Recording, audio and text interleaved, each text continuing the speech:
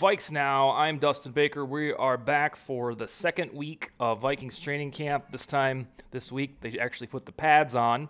However, we're going to look back on this Monday afternoon at the first week and cover about 5 or 6 things that we learned. Some of this will bump up against the show that I did by myself last week. That was takeaways from day one because some of those items were prominent. And the episode with Janik from Germany, they could bump up against those. So bear with me. Not trying to be redundant, but facts are facts. The stuff you learn can't be unchanged. So what we're not going to do in this episode is say stuff like Justin Jefferson looked great or Danielle Hunter looked the part, Kirk Cousins was crisp. These are all foregone conclusions that when dudes who are established pros, especially superstars like Jefferson, it's not a big deal when the pads are off that they look like themselves. So I'm not going to bore you with non-breaking news about the good players look good. I want to lift up items that have implication for the ultimate 53-man roster, which will be announced at the end of this month. Welcome to August, by the way. So I will start. I got 5 or 6, and then a couple of things I want to lift up to you to keep an eye on, or maybe some exercises to do on your own. The first one is that QB2, the backup quarterback job, is truly up for grabs. The rubber hit the road as Sean Mannion and Kellen Mond alternated snaps, plays with the second-team offense. And this is noteworthy because, in theory, the new coaching staff could have said all these wonderful things about Kellen Mond, and then you get to training camp and, boom, he's the QB3. That's not the case. He's legitimately getting a look, getting diligence at QB2, which is what you wanted all along, because I'm going to guess that you don't think Sean Mannion is very effective. And if you do, then we need to chat off air. And I've said this probably 3 times on the show. If you're a newcomer, you're going to hear it from the first time. If you're not, bear with me, that in a vacuum, QB2 for these Vikings is not that big of a deal. Kirk Cousins never gets hurt. The only game he ever missed was to COVID against the Packers. And so, in all likelihood, no matter who wins this battle between Mannion and Mond, they're probably not even going to play in 2022, especially if things go smoothly. However, there is a chance, it is frightening, but there's a chance that this version of Vikings once again goes 8-9, 7-10, 9-8, the same bullshit, and then they don't qualify for the playoffs. It would be soul-crushing, another mediocre campaign, but that's very possible. And in that scenario, even though Kirk Cousins has a no-trade clause, I believe that the new leadership would start to look elsewhere for a quarterback.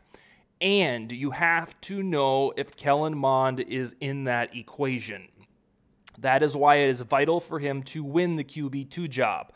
Because if you and I are chilling here in 4 weeks, 5 weeks, 4.5 weeks, and Mond is the QB3, then I am here to tell you he doesn't deserve a look for QB1 beyond this year. Of course, dudes can change, develop, get better.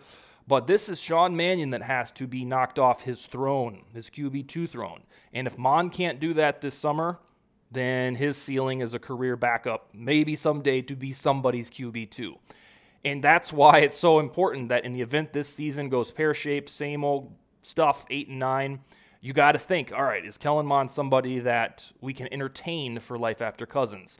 So when he's battling for this job, you should hope and cheer that he indeed wins it, because then he's a viable quarterback of the future if it's even needed by the O'Connell brand of Vikings. So QB2 job, completely up in the air. Mond versus Mannion, battle of the M's. The next one is further reaching for immediate impact. It's that predicted by some, cornerbacks were considered a weak spot on this roster. I think The Athletic, somebody there, I can't remember if it was Arif Hassan, or I think it was Arif,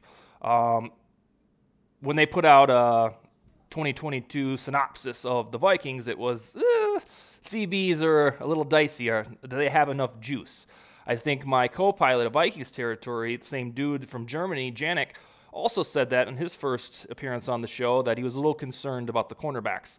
So far, for 3.5 days worth of training camp, a very small sample size, so those guys could still be right. The cornerback doesn't feel at this moment in time as this grave weakness. Why? Because Andrew Booth, who is a rookie, looked tenacious in the first couple of practices.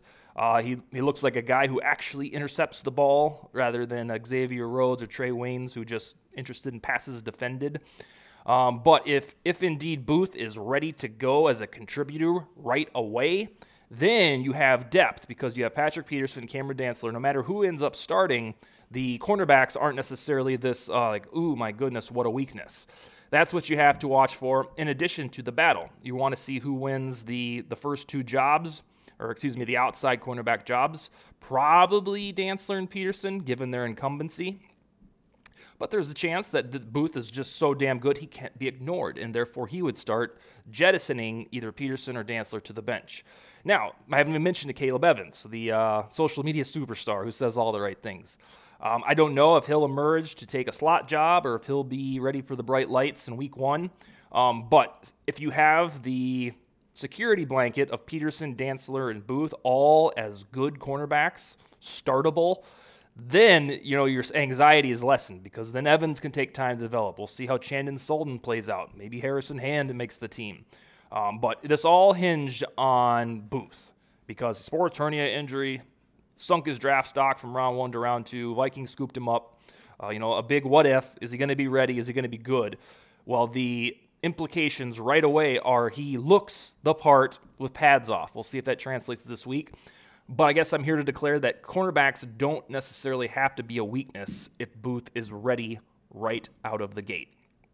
The next one, number 3, is the starting right guard job, which we've talked about ad nauseum on these various episodes, is fluid. That was the exact word used by Kevin O'Connell, that there is no preordained starter. It's not Jesse Davis as of yet. Sure, he's taken some snaps with the first team, but Minnesota has 3 guys that can win this right guard job, and none of them are named Dozier, Samia, or Udo. That should make you excited to watch football in general because it seems that the approach to finally solve this damn grimace that we all have at right guard is going to be new guys that aren't career backups like Dozier, and then evidently Samia turned out to be. He got waived by the Jets last week. I don't know if you saw that. But it's between Ed Ingram, a rookie from LSU in the second round, Jesse Davis, who played tackle for the last 3 years in Miami. In Miami before that, he did play some guard. And then Chris Reed, who is a true blue guard from the Indianapolis Colts. And O'Connell used the word fluid to describe that battle. So I think that once in June, we surprisingly saw Davis as the guy with the first teamers. That's fine. That's dandy. But O'Connell had an opportunity to say, Davis looks good. We'll see if the other guys can knock him down. Nope, he said it's fluid. Completely up for grabs. And we think between 3 right guards, Ingram, Davis, and Reed. And this should bring you great joy that there's a competition at this spot and just not some, idiot that backed up in the USFL or some shit like that.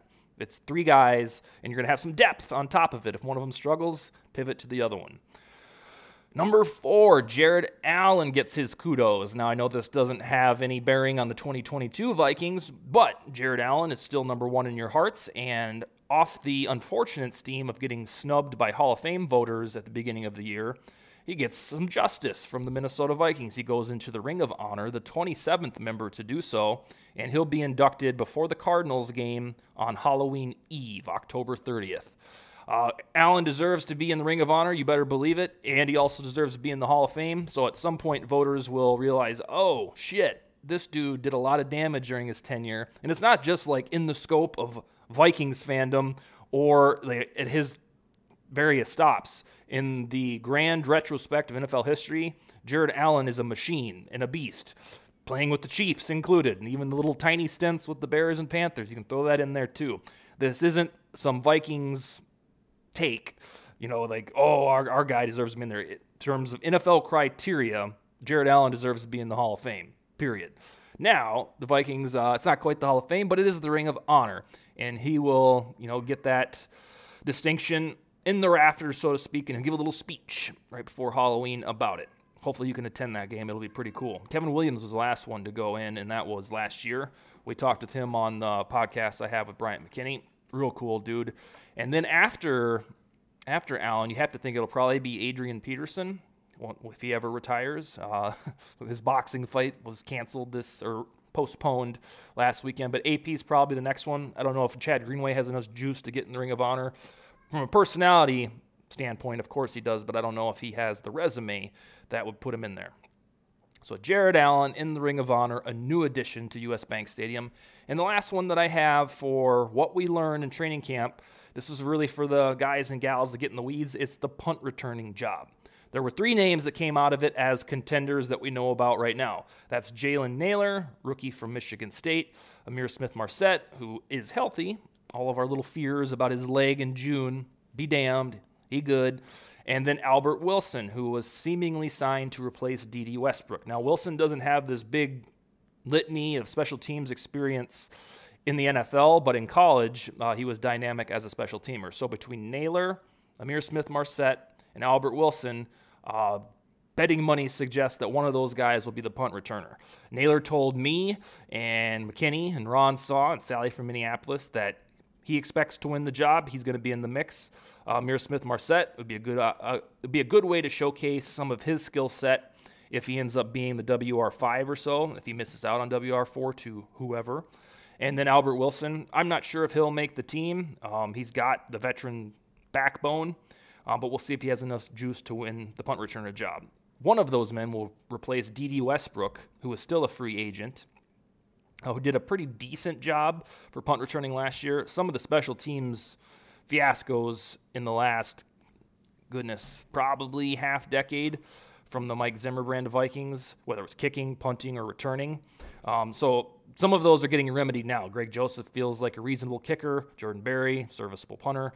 And with your kick returner, Kene Nwangu, you hit a home run, evidenced by his 2 touchdowns last year. So now the final piece to this puzzle should be the punt returning job, and that's between Naylor, Smith-Marset, and Albert Wilson.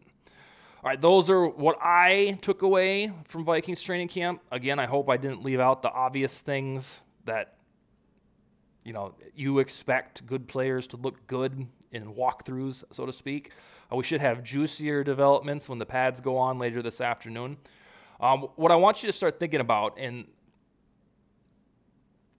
kind of depending on how you view preseason, from my job writing about the Vikings, I watch it with a keen eye, but I know to regular fans, preseason is a big joke because, it's just starters don't play. But that's what I want you to think about, is that the McVay version of the Rams didn't play any starters at all in the preseason last year.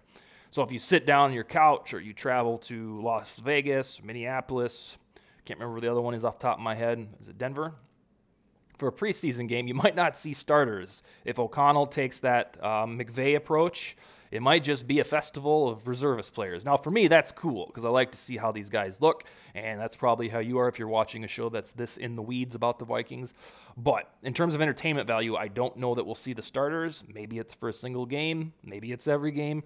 But if there's precedent from the Rams, it's not at all. So I want you to be thinking about that. And then start making your 53-man rosters. Pull out a Google Sheet or your Excel, and it's a tricky, daunting task because right now the 90 guys that are on the roster, you're only looking at the fabulous potential that they have.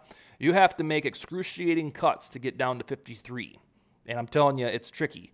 I know your tendency will be to keep all the running backs and keep 8 wide receivers or something like that, but if you're going to do that, which probably won't happen for the team, 7 wide receivers maybe, you're going to have to trim some of the other spots. And once you get down to some of the defensive names and you're like, I don't know if he's going to make it, it gets tricky. So start thinking about your 53-man roster predictions or write them down. I only say that because it's fun, and it gives you perspective on the rough decisions, tough decisions that the Vikings leadership will have to make. All right, that is the Monday edition of VikesNow.